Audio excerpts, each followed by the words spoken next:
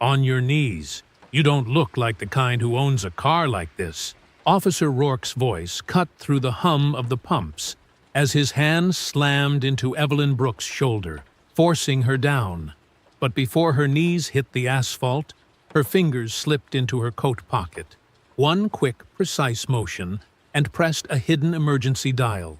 Then the impact came, rough concrete biting through fabric as her keys skidded away, and Rourke kicked them aside like they were evidence. "I've seen this before," he said louder, playing to the growing audience. "Borrowed car, fake story, and suddenly, you're the victim." Her registration was already in his hand, valid, clean, and he crushed it anyway, snapping the cuffs tight around her wrists, as if force could make his version true. Evelyn didn't resist, didn't argue, just watched him with unsettling calm. Rourke smirked, convinced he was in control, completely unaware that the signal she triggered seconds earlier was already moving faster than anything he could stop. Before continuing, comment where in the world you are watching from and make sure to subscribe, because tomorrow's story is one you can't miss. The late afternoon sun cast long shadows across the gas station's weathered concrete as Evelyn Brooks guided her dark blue sedan into an empty spot near pump number 4. The day's heat still lingered, making the air shimmer above the asphalt. Her fingers drummed briefly on the steering wheel as she noted the few locals scattered around the station, their eyes tracking her movements before she even opened her door. She'd driven this route dozens of times before, usually with Raymond. But today, she was making the journey alone before meeting him at the military family scholarship banquet. The station's fluorescent lights buzzed to life overhead, creating harsh pools of artificial brightness that competed with the golden hour sunlight. A red pickup truck idled near the store entrance, its driver watching her through the rearview mirror. Evelyn gathered her wallet and stepped out of the car, her movements measured and dignified. The click of her sensible shoes against the pavement seemed unnaturally loud in the heavy afternoon air. She'd spent decades in military intelligence. She knew when she was being watched, knew how to read a situation.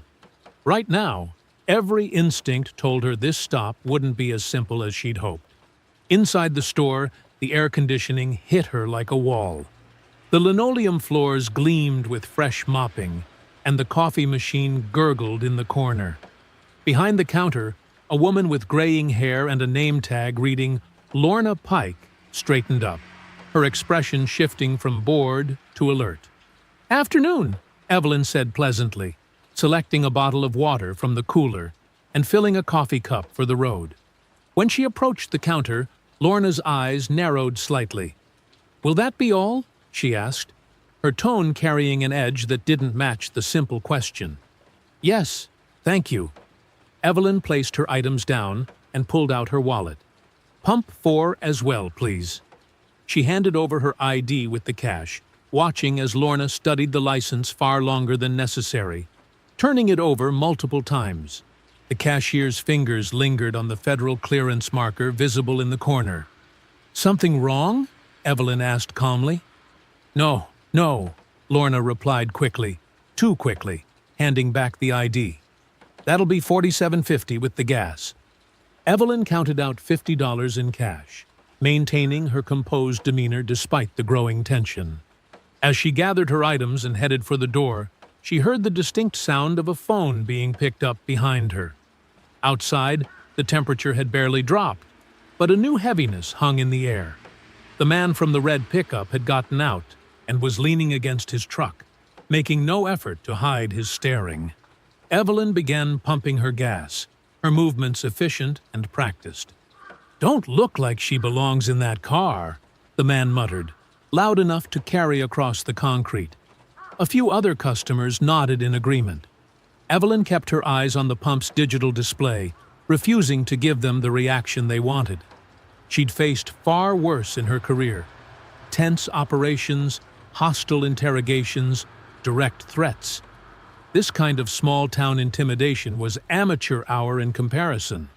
Still, she noted every detail, every face, every word. habits ingrained from years of intelligence work. The sound of approaching sirens cut through the humid air. Two patrol cars pulled into the station, lights flashing but sirens cutting off, as they parked at angles that effectively boxed in her sedan.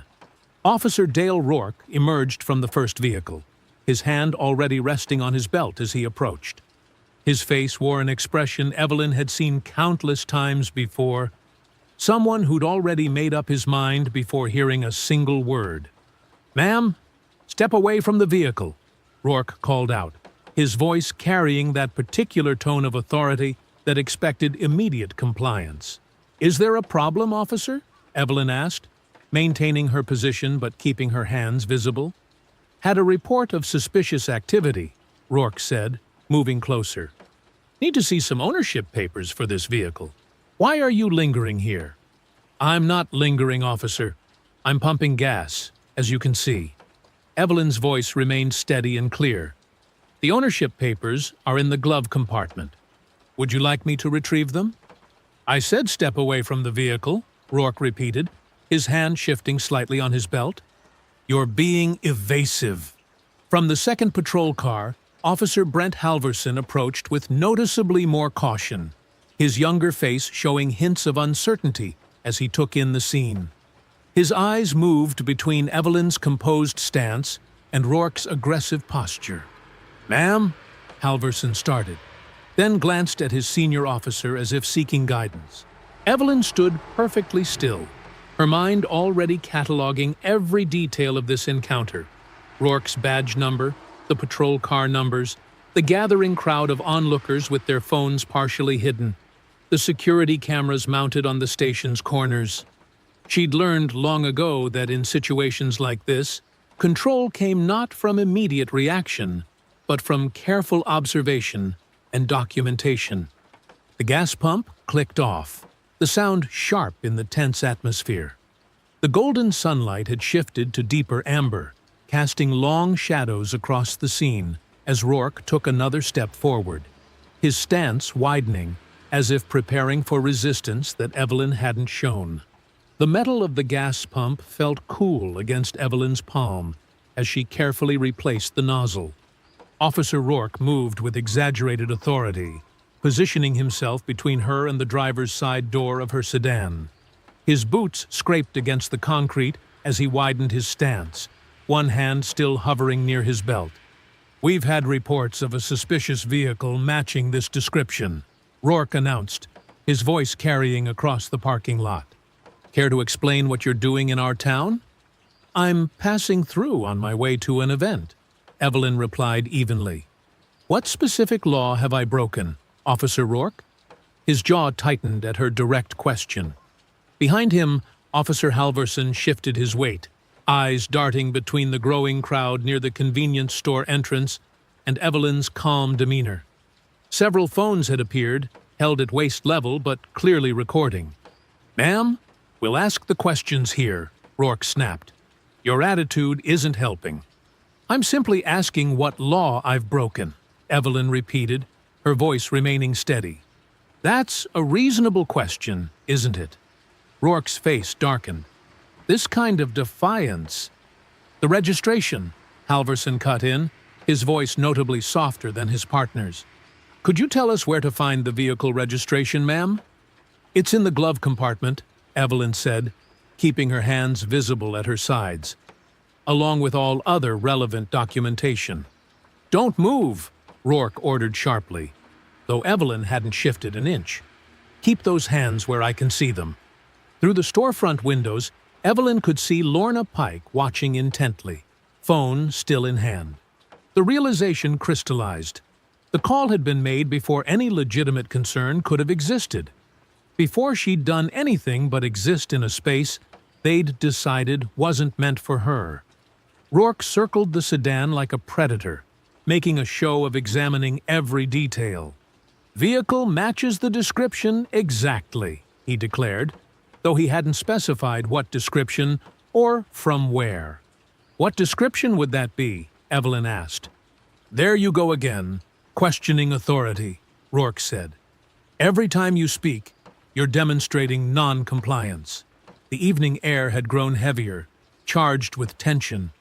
More vehicles had pulled into the station, their occupants emerging with poorly concealed interest in the unfolding scene. Evelyn counted at least 5 phones recording now, not including whatever footage the station's security cameras were capturing. Rourke yanked open the driver's side door, leaning in to pop the glove compartment. Papers rustled as he pulled out her registration and other documents.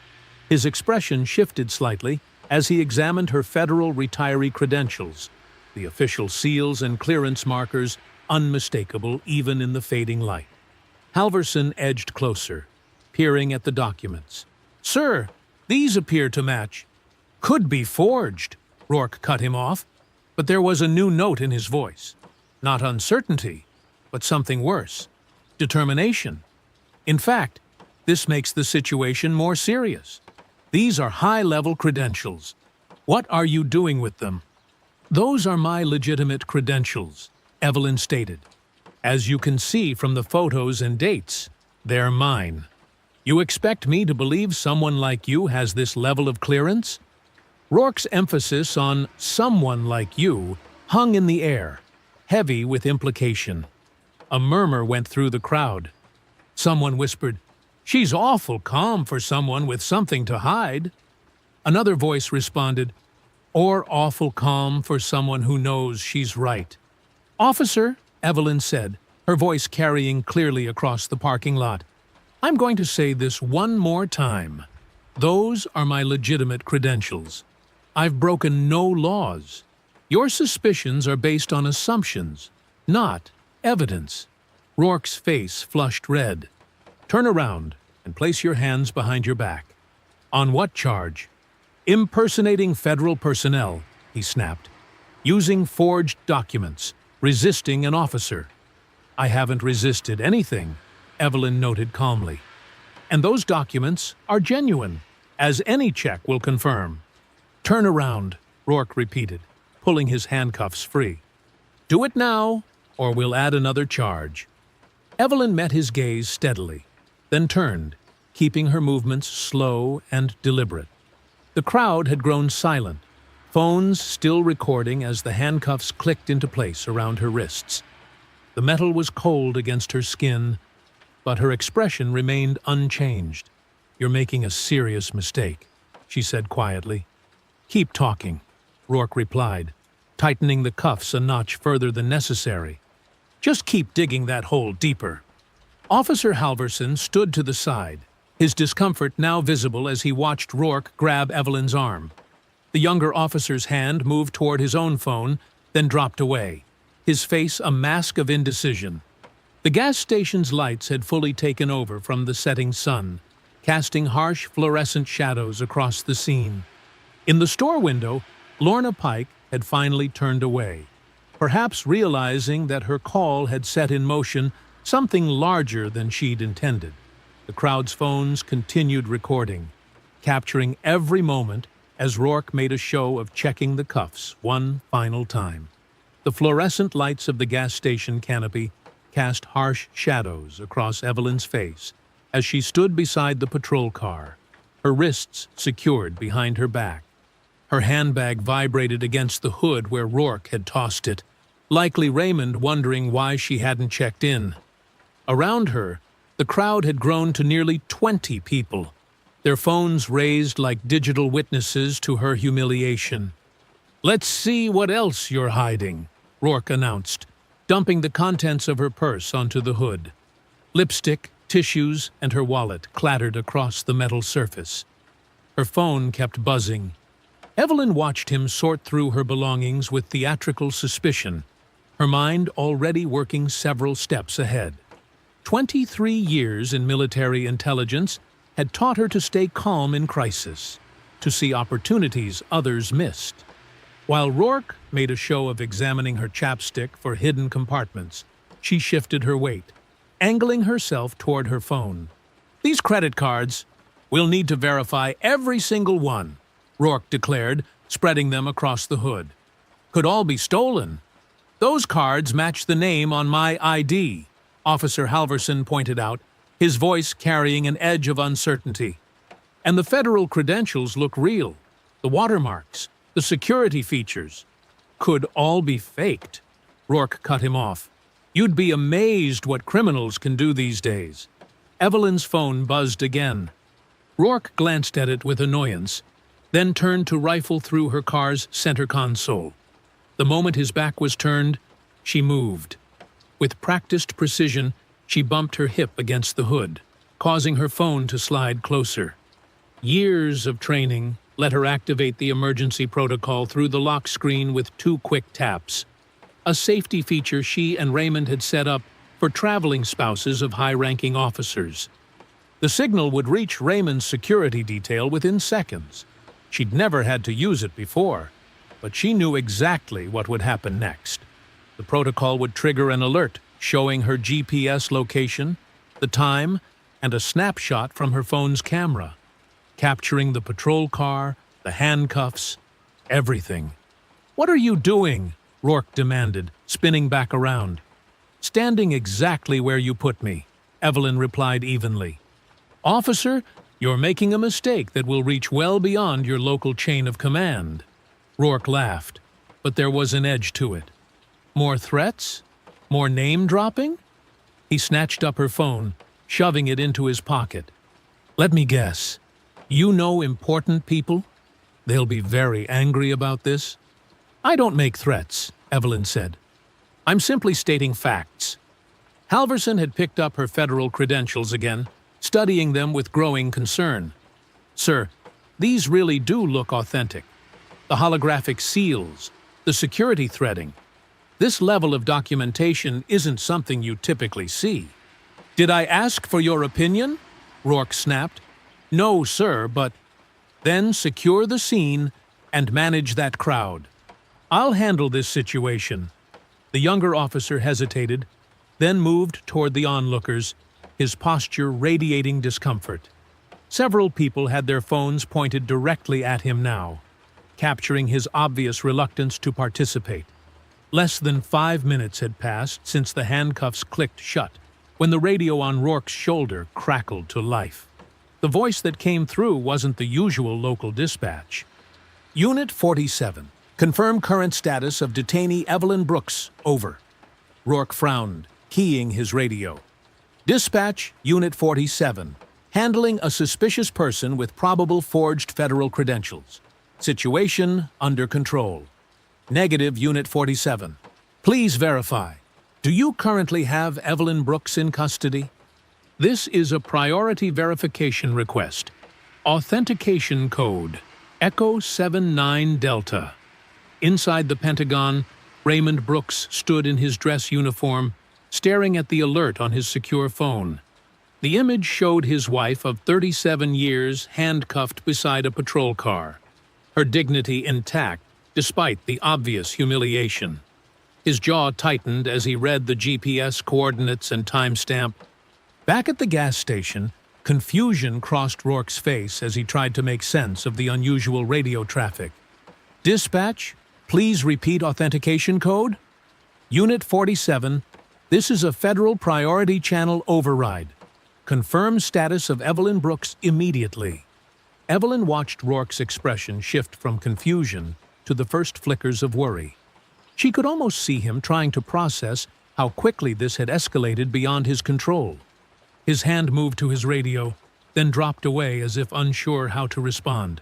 "Sir," Halverson called from near the crowd, "there's something else. The credentials. They're showing active in the federal database. I just ran them." Rourke's face flushed red. Rather than acknowledge the mounting evidence, he grabbed Evelyn's arm roughly. "Get in the car. We'll sort this out at the station." "That would be unwise," Evelyn said calmly. "Shut up!" Rourke snarled, yanking open the rear door. "You don't give the orders here." With firm hands, he pushed her into the back seat, not bothering to ensure she could sit comfortably with her hands cuffed behind her. The door slammed shut with unnecessary force, sealing her in the cage-divided space. "Unit 47, respond immediately regarding status of Evelyn Brooks," the radio insisted. Rourke ignored it, jumping into the driver's seat. "Halverson, we're moving out! Now!" The patrol car's tires crunched over gravel as they pulled away from the gas station. Through the reinforced glass partition, Evelyn watched Rourke's shoulders, tense, rigid with anger. The handcuffs bit into her wrists, but she kept her breathing steady, her face composed. The radio continued to crackle with unusual traffic that Rourke pointedly ignored. "Think you're pretty smart, don't you?" Rourke's eyes found hers in the rearview mirror. "All those fancy credentials, those important connections you keep hinting at." Evelyn said nothing, instead noting the street signs as they passed. 3rd Street, Marshall Avenue. Each turn, each timestamp locked into her memory. Habits from decades of intelligence work that had never faded. Silent treatment now? Rourke's voice grew harder. "That attitude's what got you into this mess. But go ahead, keep acting superior. See where that gets you." The second patrol car's lights flashed behind them, Halverson following at a precise distance. Through the rear window, Evelyn could see him talking into his radio, his expression troubled. She knew he had seen something on his computer terminal that disturbed him, probably the first waves of federal inquiries hitting their system. Miles away at the Pentagon, Raymond Brooks stood in his dress uniform, phone pressed to his ear. The banquet hall buzzed with pre-event activity behind him, but his focus was laser-sharp. "Yes, immediately," he said to the Military Legal Counsel. "I want the Inspector General's office notified, and I need civilian oversight contacted. This isn't just about my wife. This is about abuse of power caught on camera." The lawyer's response was quick. "Already reaching out to federal liaisons, sir. We're getting pushback from local jurisdiction. But then push harder." Raymond's voice was calm, but carried the weight of decades of command. They arrested a former intelligence officer with active federal clearance based on nothing but prejudice. Make them understand the gravity of their mistake. Back in the patrol car, Rourke took a sharp turn that sent Evelyn sliding across the seat. "Oops," he said, not bothering to hide his satisfaction. "These roads can be tricky." Evelyn steadied herself, noting the street sign. Parkway Drive. Time, 6:47 p.m. She could feel Rourke's growing agitation in every aggressive acceleration, every jerky stop at traffic lights. "You know what I think?" Rourke's voice had taken on a taunting edge. "I think you're just another con artist who got hold of some good forgeries. Probably thought you could fool everyone with that calm act, that fancy car, those federal IDs."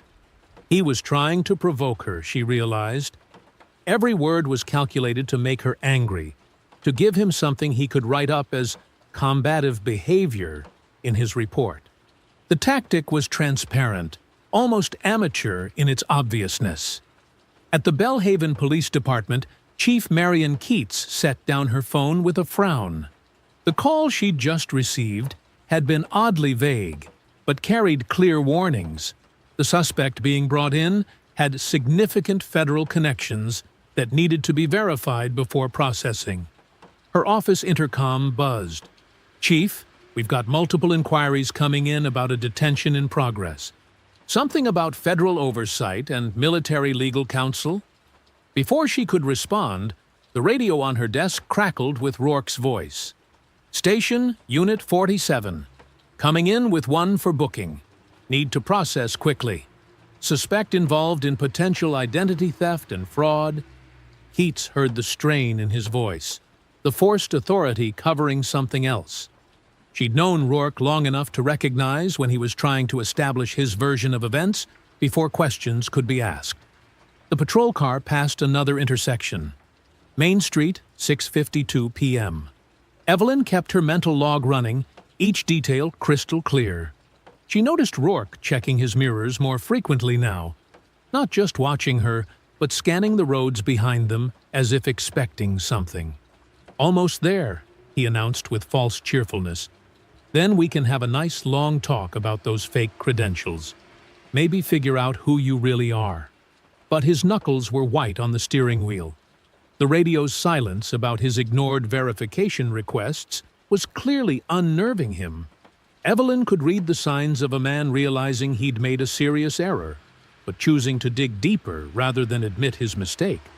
Halvorson's car stayed close behind, its presence a reminder of the younger officer's witnessed hesitation.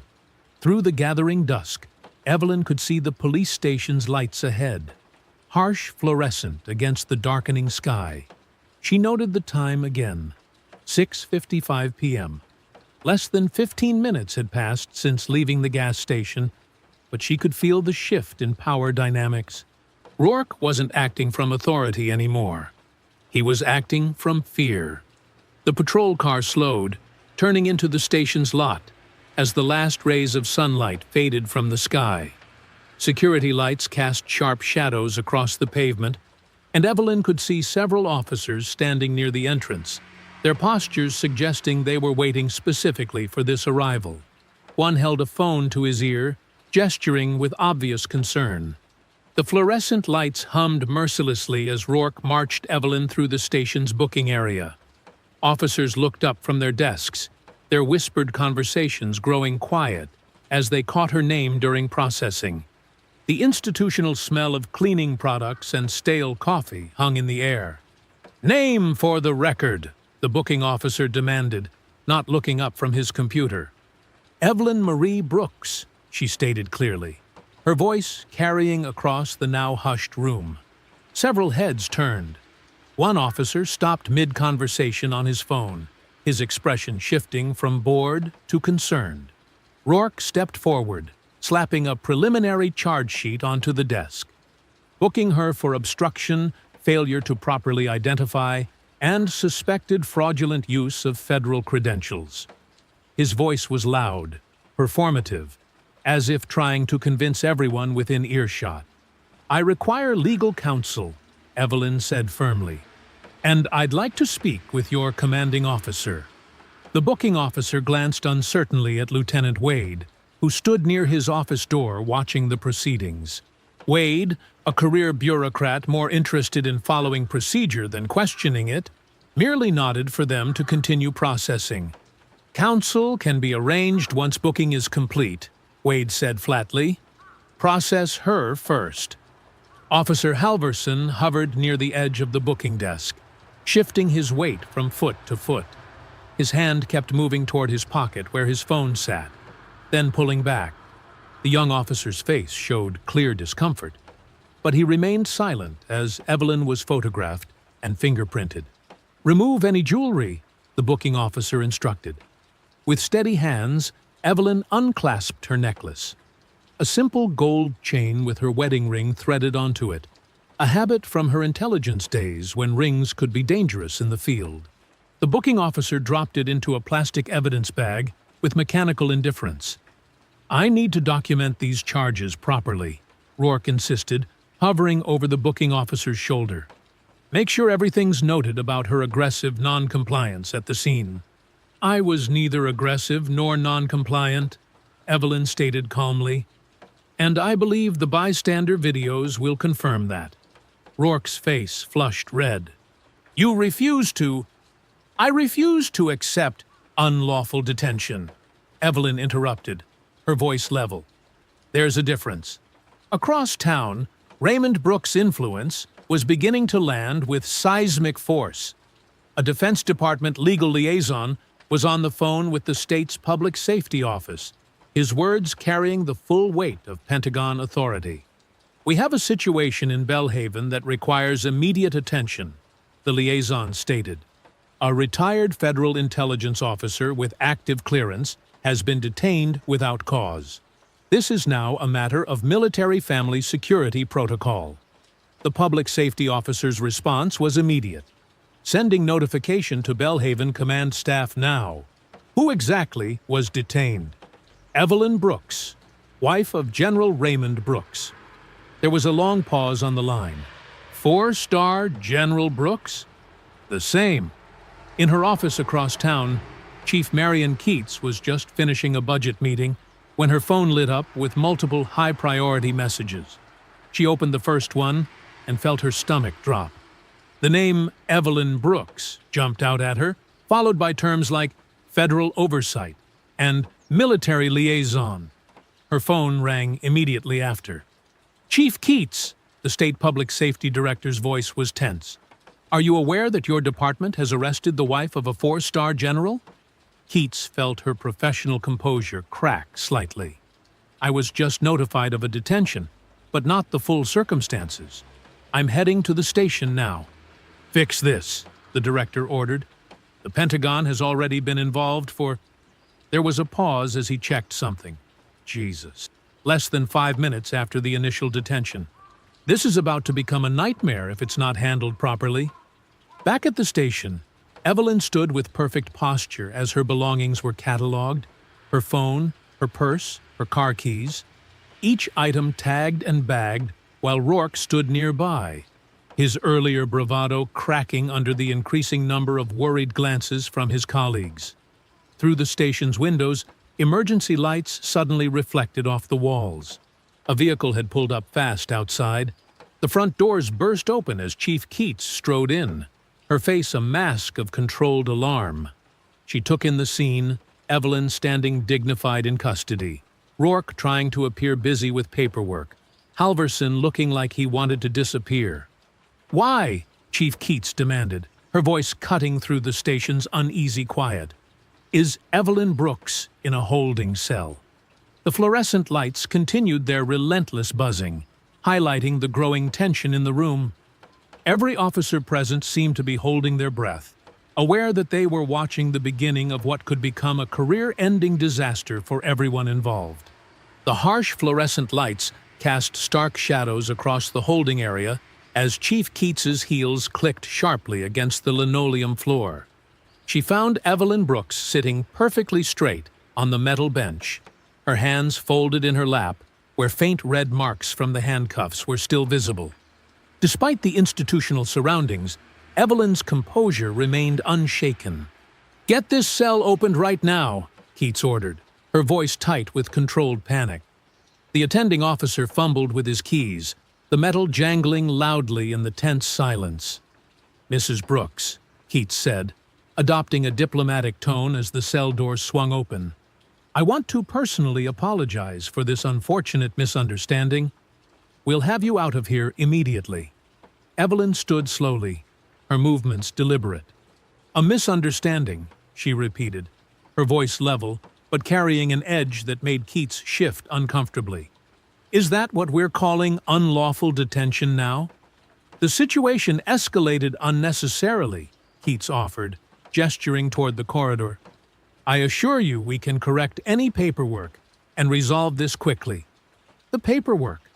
Evelyn's gaze was steady. "Will correcting paperwork erase the spectacle of my arrest at that gas station? Will it undo Officer Rourke's false charges? Or perhaps it will magically make everyone forget watching me being handcuffed without cause?" From a speakerphone in Keats's office, General Raymond Brooks's voice carried through the open door. "Chief Keats, I want to be absolutely clear. My wife will not be pressured into quietly accepting what's happened here." Keats glanced toward her office, where the conference call with Washington remained active. "General Brooks, I understand your concern. We're working to—" "You don't understand yet," Raymond interrupted, his calm tone carrying decades of command authority. "But you will. A civil rights attorney, Sonia Vale, is already en route to your station. I suggest you ensure all evidence is properly preserved until she arrives." Officer Rourke burst into the holding area, his face flushed. "Chief, I can explain everything. The vehicle matched." "Matched what exactly?" Evelyn turned to face him. "The registration and insurance were in order. My federal credentials were valid." "What exactly justified your actions?" Rourke's mouth opened and closed, but no coherent defense emerged. The documents found in Evelyn's car had demolished his claims of suspicious activity or vehicle theft. His earlier certainty crumbled under her direct gaze. Keats watched the exchange with growing dread. She had seen enough internal affairs cases to recognize when a situation was spiraling beyond containment. "Lieutenant," she called to Wade, who hovered nearby, I want all body camera footage from Officers Rourke and Halverson preserved immediately. Get me the dispatch recordings and any security footage from the gas station as well." "Already done, Chief," Wade replied quietly. The State Oversight Office called. They were insistent about proper evidence preservation. The fluorescent lights continued their merciless humming as Keats led Evelyn toward the booking area to process her release. Each step echoed with the weight of consequences neither Rourke nor the department had anticipated an hour ago. "Your personal effects are being gathered," Keats said, trying to maintain professional courtesy. "Your vehicle will be brought around front." "My vehicle never should have been impounded," Evelyn stated, "just as I never should have been arrested." "Let's be very clear about that, Chief Keats." In the main office, Officer Halverson sat at his desk, looking increasingly ill as he reviewed his own body camera footage. The video showed exactly what Evelyn had described: an immediate escalation without cause, Rourke's dismissal of valid identification, and the deliberate humiliation of a woman who had done nothing wrong. The booking officer returned with Evelyn's belongings in a plastic property bag. Her phone showed multiple missed calls from military and civilian contacts.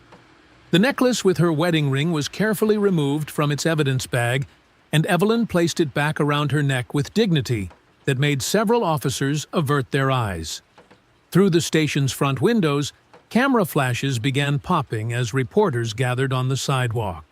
News traveled fast in Belhaven, and the arrest of a four-star general's wife was exactly the kind of story that drew media attention like moths to flame.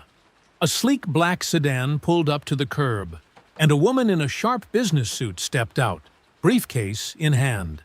Sonia Vale's reputation preceded her. She had successfully handled multiple civil rights cases against law enforcement agencies. Her arrival made Chief Keats's stomach tighten with professional dread. "Mrs. Brooks," Keats tried one final time, "I want to assure you that the department will be held accountable," Evelyn finished quietly. "Not because of who my husband is, but because what happened today was wrong. And it happens to people without my connections every day in places just like this." The front doors opened, and Sonia Vale strode into the station, her heels clicking against the floor with purpose. The reporters outside pressed closer to the windows, cameras raised, as the story they sensed was about to become even bigger than they imagined. The fluorescent lights hummed in the small interview room as Sonia Vale settled her briefcase on the metal table. Through the frosted glass, camera flashes flickered like distant lightning. Evelyn sat with perfect posture, her hands folded neatly on the scratched surface. "Don't let them rush you out of here," Sonia advised, pulling out a legal pad. "Chief Keats wants this wrapped up quickly, but we need to be thorough.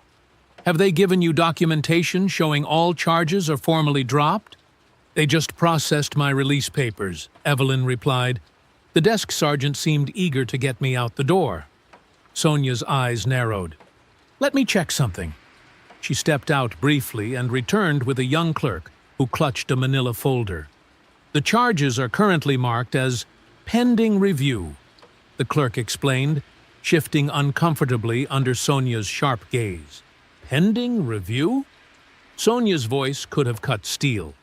"So they're maintaining the option to pursue charges after the media attention dies down?" "Absolutely not." She turned to Evelyn. "This is a classic move. Release you now to diffuse tension, then quietly process charges later when nobody's watching." The clerk backed toward the door. I'll let Chief Keats know you have questions about the status."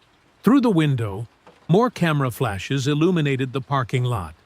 Clara Vance pushed through the gathered reporters, her press badge catching the light.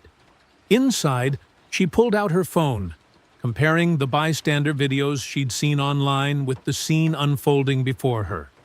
The department's attempt to minimize the incident already clashed with the raw footage showing Rourke's aggressive approach and Evelyn's calm dignity.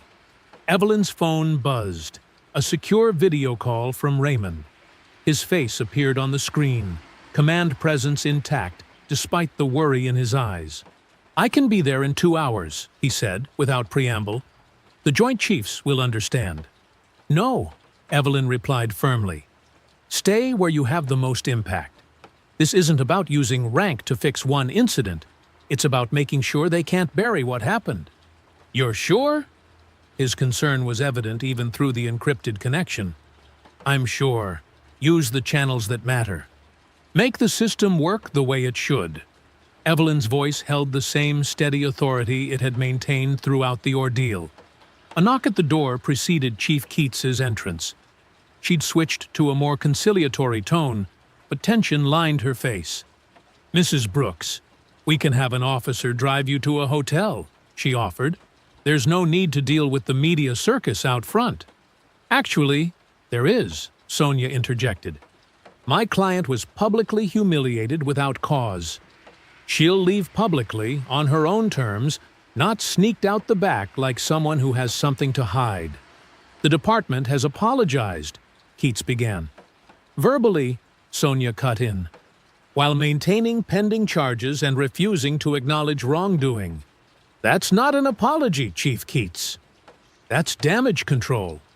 Outside the interview room, Clara watched Officer Halverson slump at his desk, staring at his incident report. His discomfort was visible as he glanced between the blank form and his body camera footage playing silently on his monitor.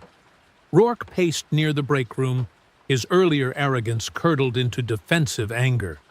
"She was argumentative," he muttered to anyone who would listen. "Refusing to comply?" "The videos show otherwise," Clara spoke up, making notes. "In fact, they show quite clearly that you escalated without cause." Rourke's face darkened. "Press isn't allowed back here." "Public building," Clara replied calmly. "And this is a story of public interest." Back in the interview room, Sonia gathered her materials. "We're ready to leave," through the front door. "The media," Keats started. "We'll see exactly who you arrested today," Sonia finished. "A respected military spouse and retired federal employee who committed no crime, but was treated like a criminal. That's not our problem to manage, Chief Keats. It's yours." Evelyn stood, smoothing her jacket. Despite hours in a holding cell, she carried herself with unshakable composure. Her wedding ring caught the light as she adjusted her necklace. "One more thing," Sonia added. "We'll need copies of all footage, radio traffic, and documents related to this incident. I'm sure you understand why." Keats's jaw tightened, but she nodded to the records clerk hovering nearby.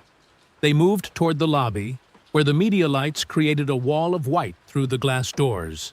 Clara Vance watched Evelyn's measured steps, noting how officers moved aside, some averting their eyes.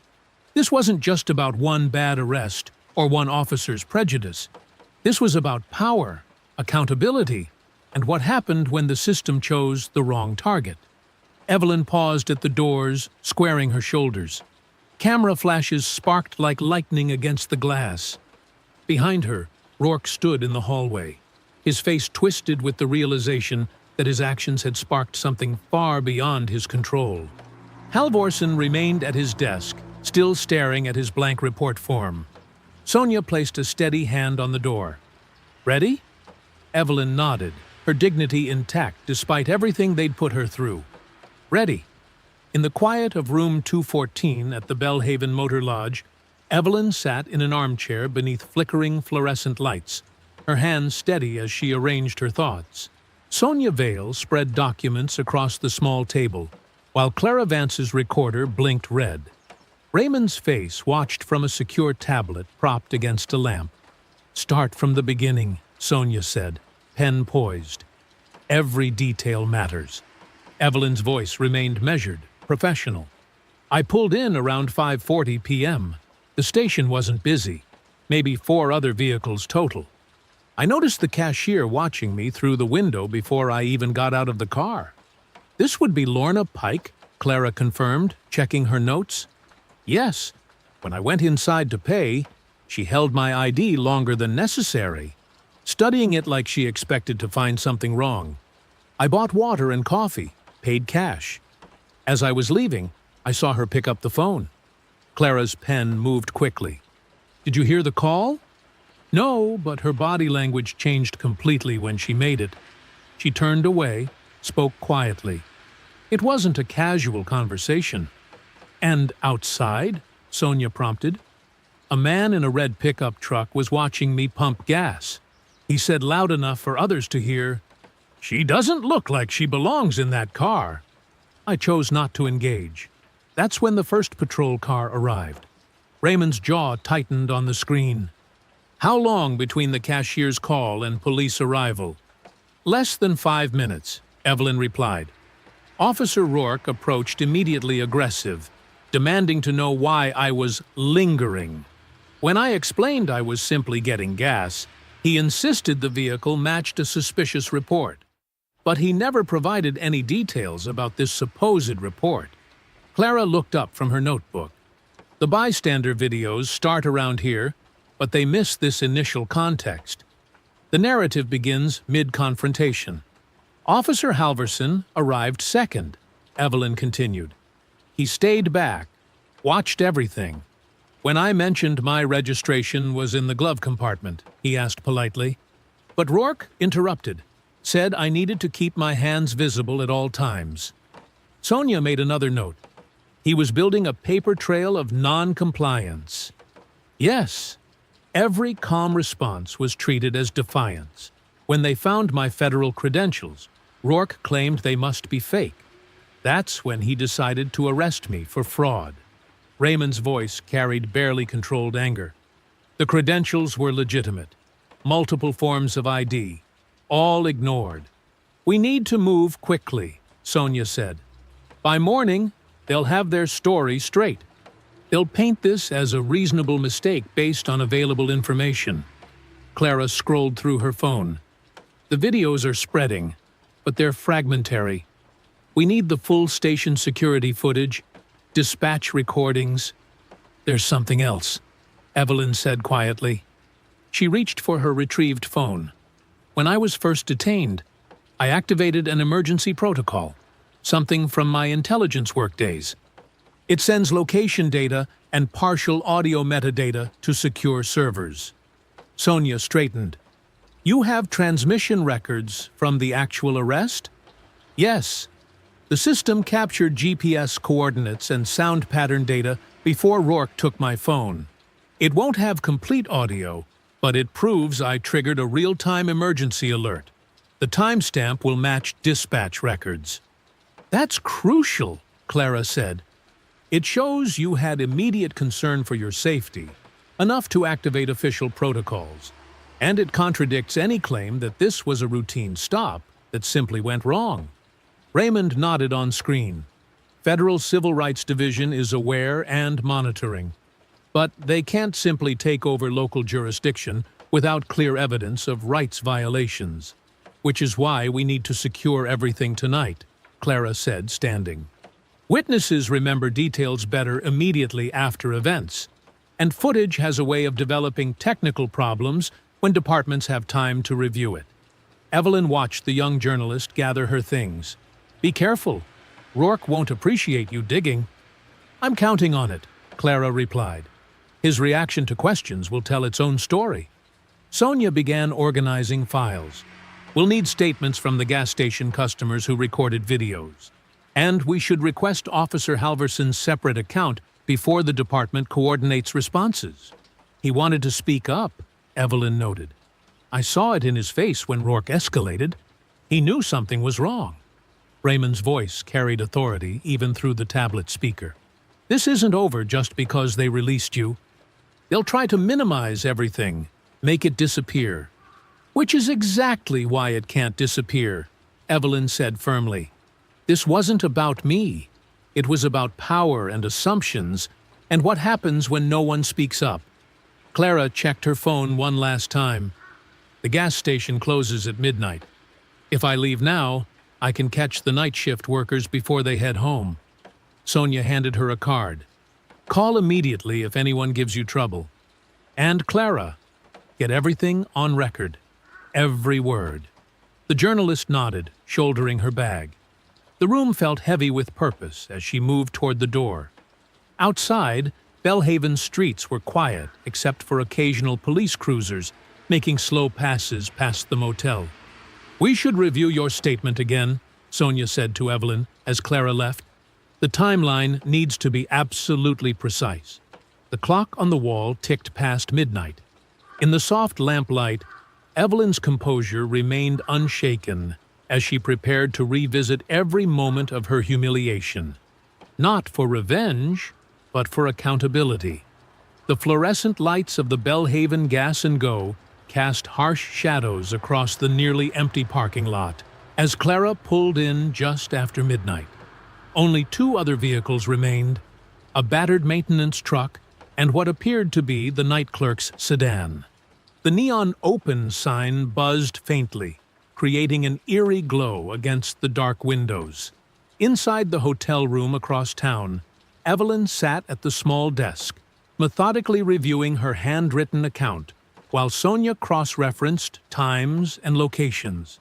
The scratching of their pens filled the quiet room. Clara pushed through the gas station's glass door, triggering a tired electronic chime. Behind the counter, a young man with sandy hair and a name tag reading Mike looked up from his phone. "We're still open for another hour," he said automatically. "I'm Clara Vance with the Belhaven Herald," she replied, showing her press badge.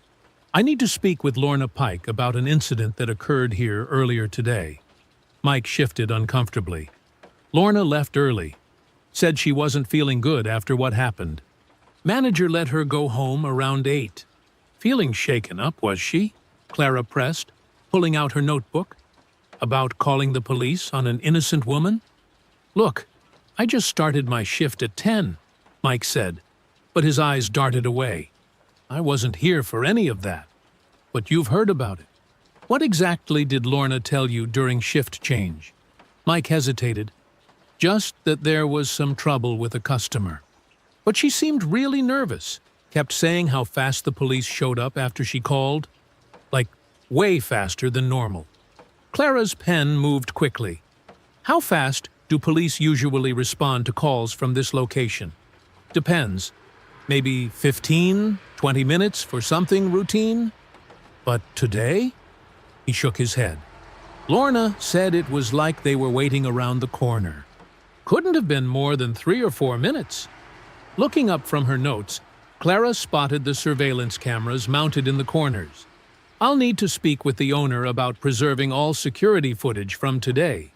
"That's Mr. Whitaker. He's not here this late." Clara was already pulling up the gas station's business listing on her phone. "Then I'll call him at home. This is time-sensitive." Back at the hotel, Sonia's laptop screen illuminated her focused expression as she drafted urgent legal notices. "We need to demand immediate preservation of all video evidence, radio traffic, dispatch logs, and booking documentation," she explained to Evelyn. "Once these notices are served, destroying or altering records becomes a separate offense." Evelyn nodded, but her mind kept returning to the crowd at the gas station. "What bothers me most isn't Rourke's behavior. We expect some officers to abuse power. But all those people just watched. No one spoke up. The bystander effect," Sonia said quietly. "Everyone assumes someone else will intervene." The tablet on the desk lit up with Raymond's incoming call. His face appeared, looking tired but determined. "I've made arrangements to fly in at 600, he said. "And I've been speaking with Judge Marshall. She's retired from the federal bench, but still has connections. She can recommend civil rights attorneys who specialize in cases like this." "Good," Sonia replied. "We'll need strong representation. Local counsel won't be enough for what's coming." Evelyn's phone buzzed with a news alert. She opened it and felt her stomach tighten. They're already spinning their story. The Belhaven Police Department had just issued a statement. Earlier today, officers responded to reports of suspicious activity at a local business. The subject in question initially refused to comply with lawful commands during a routine investigation. While regrettable, All actions taken by officers were appropriate and in accordance with department policy regarding suspicious vehicle alerts and potential identity fraud. We are reviewing the incident internally, but maintain that proper procedures were followed. Sonia read over Evelyn's shoulder and swore softly. They're not even waiting until morning to start the cover-up. They're calling me the subject, Evelyn said, her voice steady but tight, dehumanizing what they did, making it clinical. At the gas station, Clara's persistent calls finally reached Mr. Whitaker. After explaining the situation and hinting at possible media coverage of evidence destruction, she secured his promise not to overwrite the surveillance footage. The night clerk, Mike, had become more talkative once he realized Clara was investigating the department rather than the gas station. "Lorna's not a bad person," he insisted. "But she gets nervous around certain customers, you know? Calls the cops too quick sometimes." "And the officers encourage that?" Clara asked. Mike nodded. "They tell us better safe than sorry. Report anything suspicious." He paused. "But what happened today? That wasn't right. That lady wasn't doing anything wrong." The clock on the wall ticked past 1 a.m. as Evelyn read the police statement again on her phone. Each carefully crafted line twisted reality, transformed her dignity into defiance, her composure into non-compliance. They had taken her humiliation and reframed it as justified procedure. "So, that's how they want to play this," she said quietly. Raymond's voice came through the tablet, firm with conviction. "Then we'll show them exactly who they chose to target." The digital clock on the motel nightstand blinked 1:17 a.m. as Evelyn rubbed her tired eyes. The room had become a makeshift command center, with papers spread across every surface and the constant glow of screens illuminating determined faces. Despite the exhaustion setting in, no one suggested stopping. Clara's text messages kept lighting up Sonia's phone as she tracked down witnesses from the gas station incident. "Got another confirmation," Sonia announced, scanning the latest update. A truck driver named Marcus Weber recorded most of the interaction on his phone. He's willing to submit a sworn statement about Rourke's behavior. Evelyn nodded from her position at the small desk, where she continued documenting every detail she could remember. The coffee from the motel lobby had grown cold, but she sipped it anyway. The gas station owner finally agreed, Clara reported through the speakerphone. "Mr. Whitaker says he'll secure the surveillance footage until your team arrives in the morning, Sonia. He seemed nervous about getting involved, but he's cooperating." "That's something," Sonia replied, making another note in her legal pad. "If we can get clean copies of that footage before anyone has a chance to interfere, it could be crucial." Around 2:30 a.m., Raymond called with an update from Washington. "I've arranged a meeting with state-level investigators for 9 a.m., he said, his voice showing no signs of fatigue despite the hour. "They're taking this seriously, especially given the potential civil rights implications." The news that Chief Keats had placed Officer Rourke on administrative leave came through shortly after 3 a.m. Sonia received the official notification on her laptop and quickly scanned the details. "It's paid leave," she noted, "but at least they're acknowledging the need for some action." They've also requested all officers involved submit detailed reports before their next shifts. "They're trying to show good faith," Evelyn observed, though her tone remained skeptical. Or at least the appearance of it.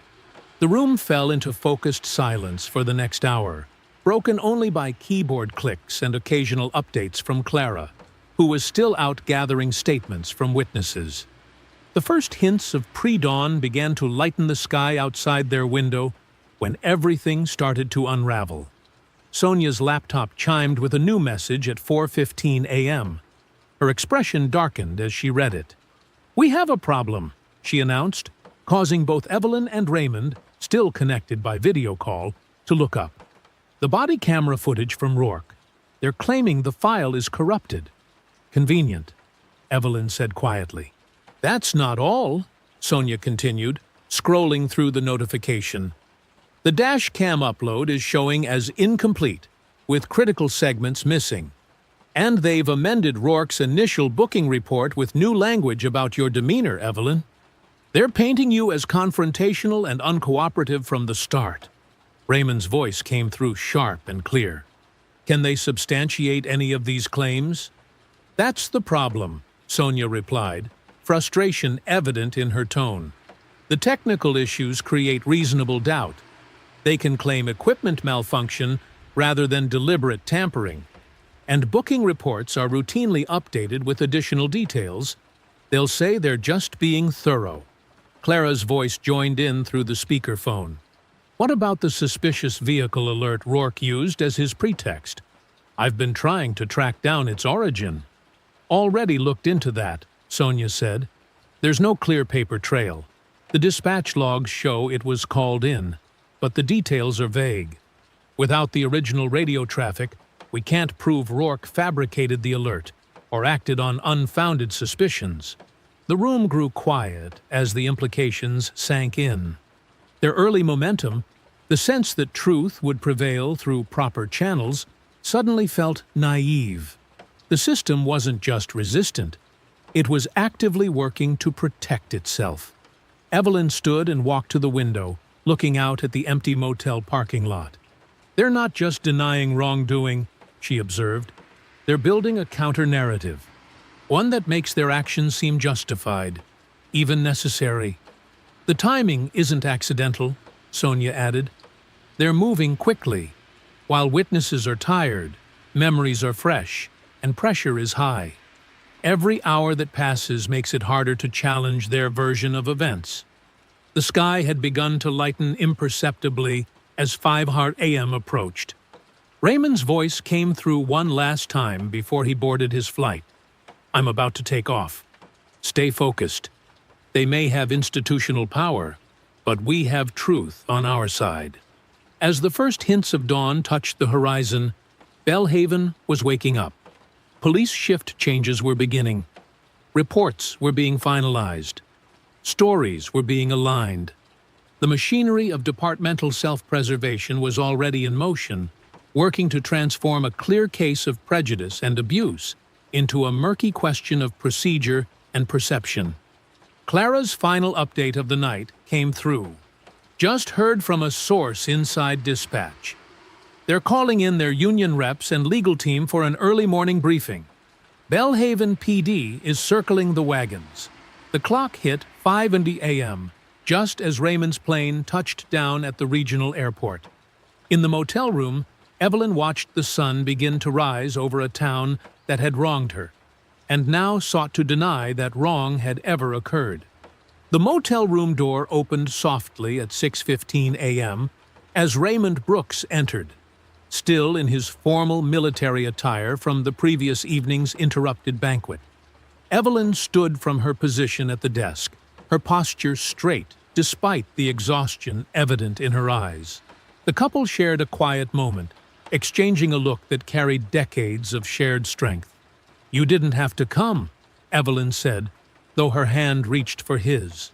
Yes, I did, Raymond replied simply, his calm presence filling the room without dominating it. He studied her face, noting the marks on her wrists from the handcuffs, but followed her lead in maintaining composure. Sonia looked up from her laptop, giving them a moment before speaking. General Brooks, we need to move quickly this morning. Belhaven PD is already working to control the narrative. I'm aware, Raymond nodded, setting his briefcase down. And please, call me Raymond. We're all on equal footing here. He turned to Evelyn. This is your fight. Tell me how I can support you. Evelyn gestured to the papers spread across the room. We've been mapping out our immediate priorities. The gas station footage is critical. We need to secure it before anyone can suggest technical difficulties with those cameras too. I've drafted preservation letters, Sonia added, holding up a stack of documents. We need to serve them immediately, not just to the station but to dispatch, the department, and any business with security cameras in line of sight.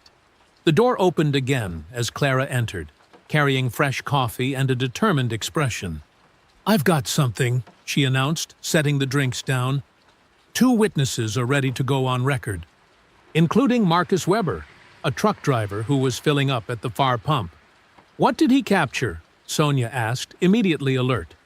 "Video and audio from before Rourke even approached Evelyn," Clara explained, pulling up the clip on her phone. Weber was suspicious of how the officers arrived so quickly, so he started recording early. You can hear Rourke's tone from the start, aggressive, accusatory. There's no evidence of resistance because there wasn't any. Evelyn watched the small screen, her expression tightening as she relived the moment. Raymond placed a steady hand on her shoulder but remained silent, letting her process the footage on her own terms. "This directly contradicts their statement about your behavior," Sonia noted, already making notes. "Weber's willing to sign an affidavit?" Clara nodded. "He's a regular long-haul driver, no criminal record, no agenda. Just a citizen who recognized injustice when he saw it. He's waiting at the truck stop down the road, ready to make a formal statement." "We need to move now," Evelyn decided, gathering her belongings. "The gas station opens for morning rush in less than an hour. Once the day starts flowing, it'll be harder to access their systems without interruption." The group moved with purpose, taking 2 cars to maintain mobility. Raymond drove Evelyn while Sonia and Clara followed, all arriving at the Bellhaven Gas and Go, just as the manager, Tom Whitaker, was unlocking the front doors. "Mr. Whitaker," Sonia called out, approaching with her credentials ready. "I'm Sonia Vale, legal counsel for Mrs. Brooks. We spoke by phone earlier about preserving your security footage." Whitaker glanced nervously between the group and the empty street. "Look, I don't want any trouble. This is a small town." "There won't be any trouble," Raymond assured him, his presence professional rather than intimidating. "We're simply here to secure evidence before it can be lost or altered.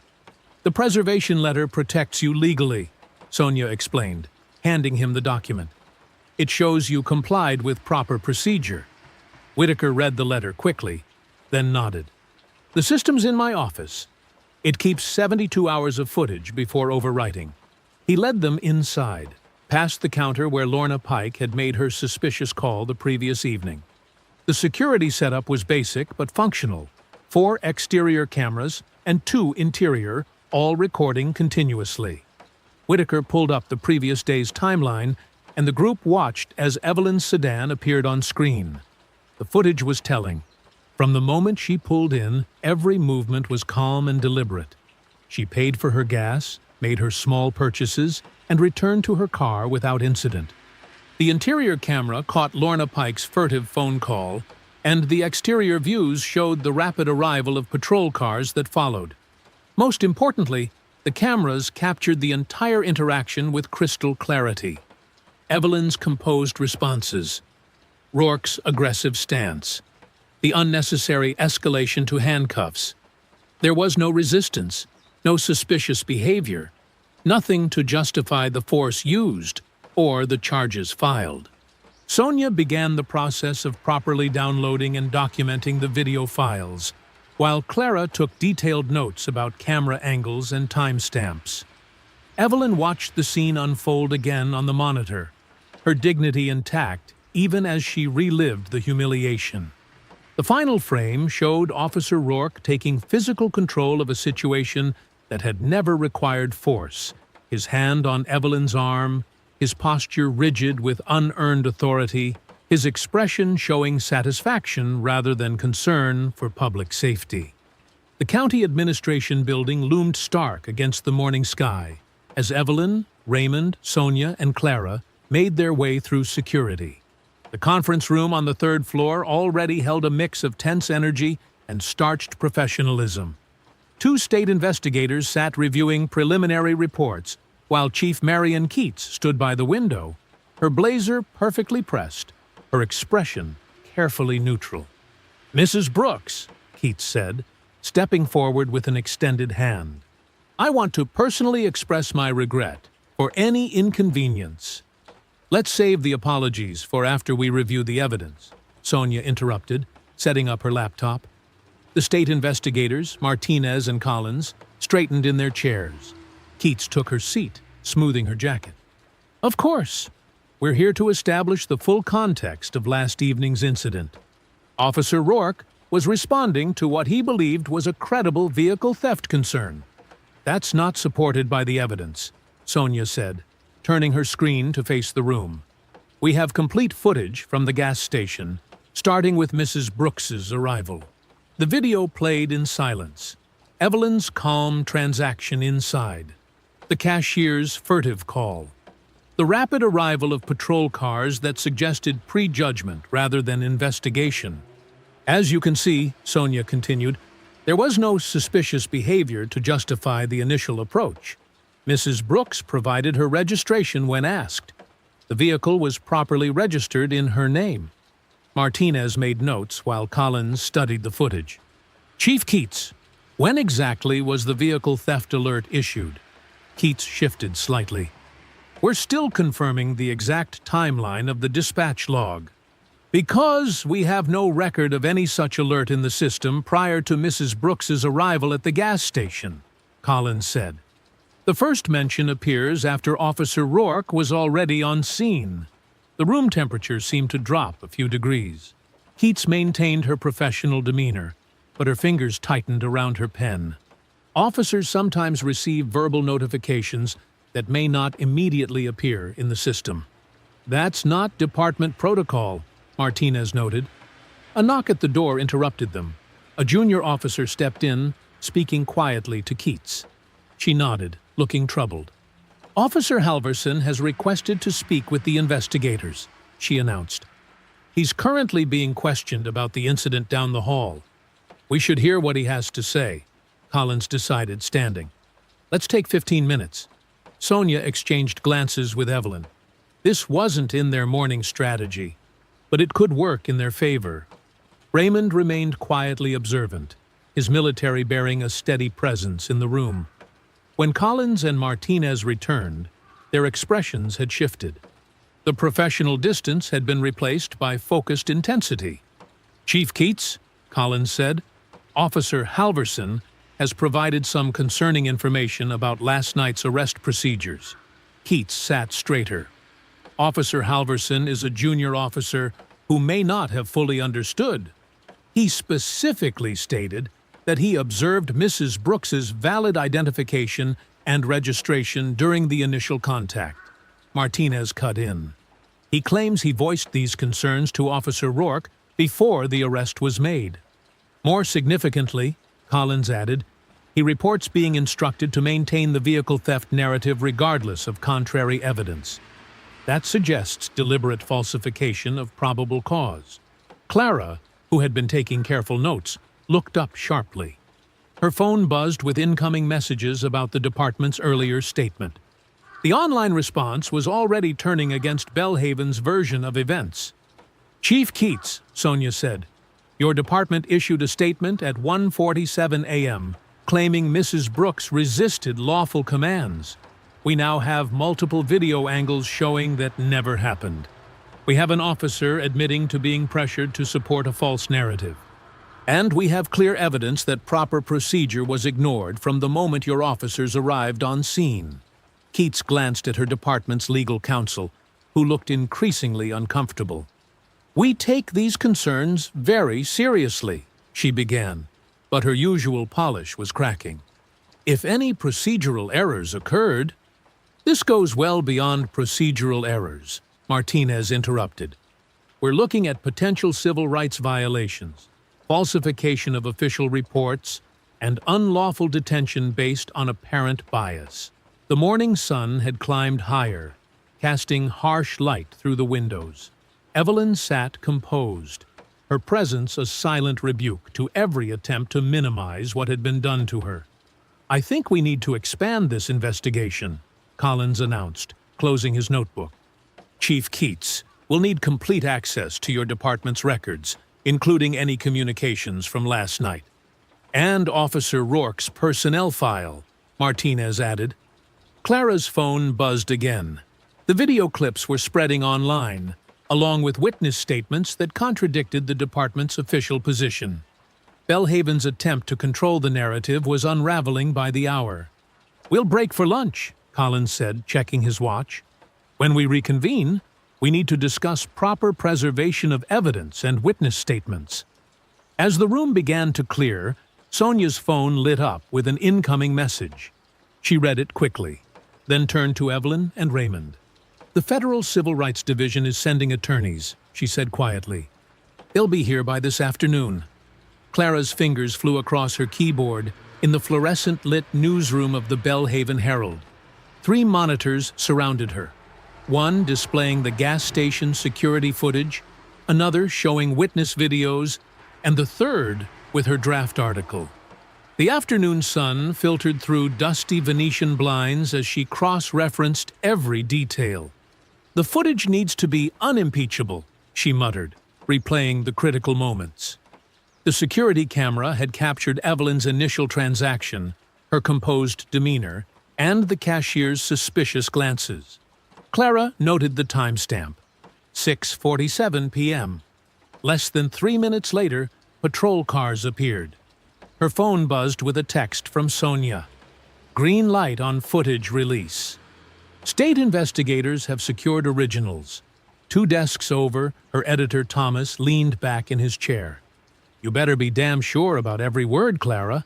This isn't just local anymore." "That's why I'm triple-checking everything," she replied, not looking up. She had arranged the evidence chronologically. Gas station arrival, suspicious call, police response, escalation, and arrest. Each point was documented with either video evidence or witness statements. In a nearby office building, Evelyn and Raymond sat with Sonia reviewing printed copies of Clara's draft. Sonia highlighted sections that aligned with their legal strategy while explaining which details needed to wait. "The timeline is crucial," Sonia said, circling a paragraph. "It shows how quickly they escalated without cause.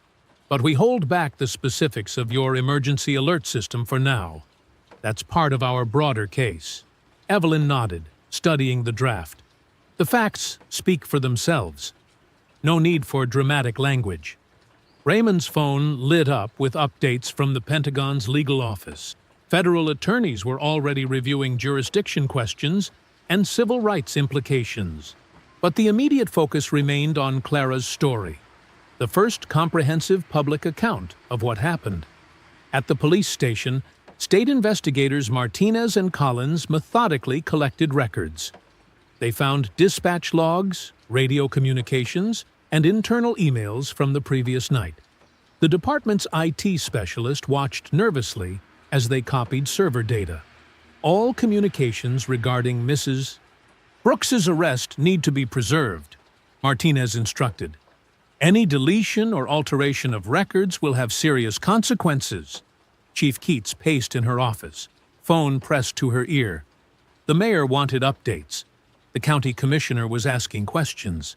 The department's statement from last night looked increasingly foolish as more evidence emerged. "We're preparing a revised statement," she assured them. "Our officers were working under difficult circumstances, with limited information." But even as she spoke, Clara was embedding the bystander's video into her article. The clip's audio captured Rourke's tone clearly. "Step away from the vehicle now. You better start explaining what you're doing here." Evelyn's measured response. "I've shown you my registration and ID. What law have I broken?" Rourke. "Don't get smart with me. People passing through don't drive cars like this." Clara typed rapidly, letting the exchange speak for itself. She included Halverson's presence in the background, his visible hesitation when the documents proved legitimate. The security footage showed the growing crowd of witnesses, phones raised to record the injustice unfolding. At 3:15 p.m., Clara sent the final draft for editorial review. By 3:45, the story was live on the Herald's website with the headline, "Video Evidence Contradicts Police Account of Brooks' Arrest." The article spread quickly. National news outlets picked it up within minutes. Social media exploded with clips showing Evelyn's dignity contrasted against Rourke's aggression. Comment sections filled with outrage as readers saw the moment Rourke dismissed valid federal credentials. In the temporary legal office, Sonia's phone began ringing constantly. Other civil rights attorneys wanted to consult. More witnesses came forward. The truck driver who filmed the crucial audio agreed to a formal statement. "The public response is overwhelming," Sonia told Evelyn and Raymond. "Bellhaven can't contain this anymore." At City Hall, officials huddled in emergency meetings.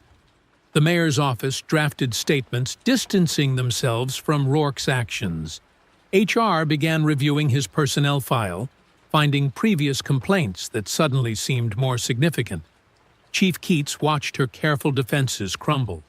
The uncertain circumstances excuse fell flat against video, showing a calm woman being handcuffed for buying gas. The department's credibility eroded with each social media share. By 4:30 p.m., Bellhaven's city attorney advised Keats that Rourke had become a liability. His continued administrative leave with pay was drawing criticism. The department needed to act. "Bring him in," the attorney said. "We need to address this head-on." Keats made the call, not to Rourke's home number, but to his union representative. The message was clear: report to the station immediately. In the Herald's newsroom, Clara watched the view counter on her article climb. National broadcasts were picking up the security footage. Every refresh brought more comments, more shares, more public demands for accountability. The afternoon sun cast long shadows through the blinds as Rourke's patrol car pulled into the station parking lot. This time, he entered through a side door, away from gathering media crews. The officer who had confidently arrested Evelyn Brooks now walked quickly, head down, no longer carrying the authority he had wielded so carelessly the night before. The late afternoon sun cast harsh shadows across the Bellhaven Police Department's brick facade. News vans lined the street, their satellite dishes reaching skyward like metal trees. State investigators' vehicles crowded the parking lot, their official plates gleaming. Inside, Dale Rourke sat rigid in a conference room chair, his uniform still crisp, but his confidence cracking. Chief Keats stood near the window, arms crossed, while two state investigators spread documents across the table. "Officer Rourke," Investigator Martinez began, "we have some serious discrepancies to address." He laid out 3 items: the gas station surveillance footage, Rourke's incident report, and the dispatch log. "Your timeline doesn't match the video evidence." Rourke shifted in his chair. "It was a high-stress situation. The subject was Mrs. Brooks," Chief Keats corrected sharply. "Her name is Evelyn Brooks." "Mrs. Brooks," Rourke continued, his jaw tight, "appeared suspicious. I had reason to believe." Martinez cut him off. "Let's review the suspicious vehicle alert you cited." He pulled out another document. "We've checked every database. There was no matching alert in the system at the time of the stop." Sweat beaded on Rourke's forehead. The room felt smaller by the minute. Through the window, he could see more media arriving, more cameras setting up.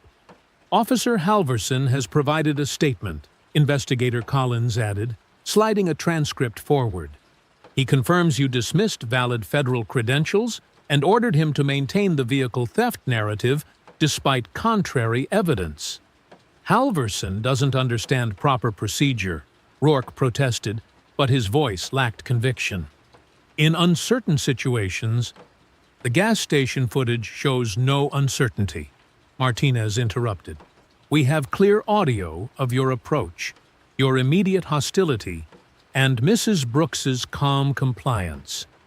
You escalated a routine stop into an unlawful detention." Outside the conference room, Sonia Vale conferred with federal civil rights attorneys, while Evelyn and Raymond Brooks waited nearby. Clara Vance stood with other reporters in the lobby, her article now viral across national news platforms. Chief Keats turned from the window. Officer Rourke, your actions have exposed this department to serious liability. Your report contains falsified information. You violated multiple protocols and, more importantly, a citizen's civil rights. Rourke's face flushed. I was following training. No, Keats said firmly. You were following prejudice. The evidence is irrefutable. Martinez placed a final document on the table. The state attorney's office is filing criminal charges for unlawful detention, falsifying police reports, and civil rights violations. We're here to take you into custody. The color drained from Rourke's face. You're arresting me? I'm an officer. Not anymore, Keats stated. Your employment is terminated, effective immediately. 2 state officers entered the conference room. Rourke stared at the handcuffs in their hands, the same tool he had used to humiliate Evelyn Brooks less than 24 hours ago. In the lobby, reporters pressed against the glass doors as Rourke was led out. Camera flashes exploded like lightning. The man who had swaggered through an unlawful arrest now walked with slumped shoulders, his former colleagues watching in stunned silence. Chief Keats approached a hastily assembled podium outside. Camera crews jostled for position as she announced immediate departmental reforms, mandatory bias training, stricter oversight of stops and arrests, improved complaint procedures. Sonia Vale stepped forward next. Reforms are necessary, but insufficient, she declared. The Brooks family will pursue full legal accountability, not just for Officer Rourke's actions, but for the systemic failures that enabled them. Then Evelyn Brooks took the podium, Raymond standing supportively beside her. The crowd hushed. She wore the same dignified composure that had so irritated Rourke the night before. What happened to me was wrong, she began, her voice clear and steady. But this isn't just about me. This happens to people every day.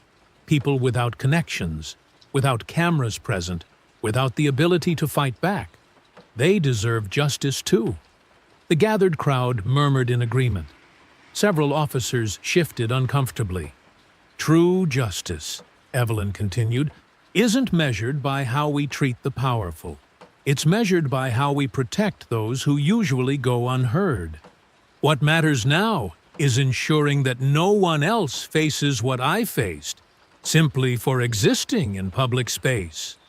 Raymond watched proudly as his wife transformed a personal victory into a larger call for accountability. Clara's pen flew across her notebook, capturing every word. Inside the station, Officer Halverson watched through a window as Rourke was placed in a state police vehicle. Other officers gathered in small groups, their expressions a mix of shock and realization. The thin blue line had failed to protect one of their own, not because it was broken, but because it was finally working as it should. The evening sun painted the sky orange as the state police car pulled away. Rourke's handcuffs glinted in the fading light, a symbol of justice served, not just for Evelyn Brooks, but for every person who had ever stood where she stood, dignified in the face of unwarranted suspicion. The setting sun painted the Belhaven sky in shades of amber and purple, as Evelyn's dark blue sedan pulled into the same gas station where everything had started less than 24 hours ago. The fluorescent lights buzzed overhead, casting their harsh glow across the concrete, just as they had the previous evening. But now, the atmosphere carried a different weight. Raymond sat quietly in the passenger seat, letting Evelyn control this moment. She parked near Pump 3, the exact spot where Rourke had first approached her. The evening air felt cooler now, or perhaps it was just the absence of yesterday's tension. "Are you sure about this?" Raymond asked softly, his military bearing softened by concern for his wife. Evelyn nodded, her composure unwavering. "I need to do this. Not for them. For me." The store's glass front reflected the sunset's glow as Evelyn stepped out of the car. A young man behind the counter glanced up and quickly looked away, obviously briefed about yesterday's events. Two customers browsing the snack aisle fell silent as she entered, their discomfort palpable. The station owner, Mike Dawson, emerged from his office, his face flushed with anxiety. He was a tall man with graying hair who seemed to have aged years since yesterday. "Mrs. Brooks," he stammered, "I want to personally apologize for—" Evelyn raised her hand, stopping him mid-sentence. "I'm here to buy water, Mr. Dawson." Nothing more. Her voice was neither harsh nor forgiving, simply matter of fact. She wouldn't absolve them of responsibility just to make them feel better. The security cameras that had captured yesterday's injustice still blinked their red lights overhead. New signs near the register announced updated policies about customer service and non-discrimination. Dawson had clearly been busy trying to protect himself from liability. "Lorna won't be working here anymore," Dawson offered awkwardly, as Evelyn selected a bottle of water from the cooler. "We're implementing new training." "Because you were exposed," Evelyn stated calmly, placing her water on the counter. "Not because it was right." The owner fell silent, understanding the truth in her words. The young cashier rang up the purchase with trembling hands, avoiding eye contact. Through the windows, Evelyn could see Raymond waiting patiently in the car, his presence a reminder of the power structure that had ultimately forced accountability. A pickup truck pulled in, similar to the one whose driver had muttered about her not belonging yesterday. But today, the driver's eyes stayed fixed straight ahead, careful not to look at her. The whispers and stares of suspicion had been replaced by the awkward silence of shame. Evelyn took her time walking back to the car, her heels clicking against the concrete. She paused by pump 3, looking at the spot where she'd stood in handcuffs. The humiliation of that moment hadn't broken her. It had revealed the strength she'd always carried. The evening breeze rustled through nearby trees as more customers arrived, all of them suddenly very focused on their own business. No one watched her too closely now. No one questioned her right to be there. The power dynamic had shifted completely. Through the store windows, she could see Dawson still hovering anxiously, probably worried about more legal consequences. He'd learned an expensive lesson about allowing prejudice to guide his business practices. The security footage that his cameras had captured would be crucial evidence in the civil case Sonia was building. Clara's news story was still spreading across the country, forcing other departments to examine their own practices. Halverson's testimony had opened cracks in Belhaven's blue wall of silence. Rourke's arrest had shown that badges didn't guarantee immunity from consequences. Evelyn opened her car door and slid behind the wheel, placing the unopened water bottle in the cup holder. The same water bottle that had been part of her original purchase yesterday. A simple errand that had turned into a catalyst for change. "Ready?" Raymond asked, reaching over to squeeze her hand. Evelyn looked once more at the gas station. The lights, the pumps, the glass doors, all so ordinary and yet forever changed. She hadn't asked for this fight, but she had won it decisively. Not through anger or vengeance, but through dignity and determination. "Yes," she replied, starting the engine. "I'm ready." The sedan pulled away from pump 3 as the sun dipped below the horizon. In her rearview mirror, Evelyn could see the gas station growing smaller. Not because she was running from it, but because she had already done what needed to be done. She had stood her ground, demanded justice, and forced a system to answer for its failures. Raymond adjusted his uniform collar, a small smile playing at his lips. "You know, the Pentagon might have responded in 5 minutes, but you were the one who really handled this." "Sometimes," Evelyn said, guiding the car onto the main road, "justice needs witnesses, but it always needs someone willing to stand up and demand it."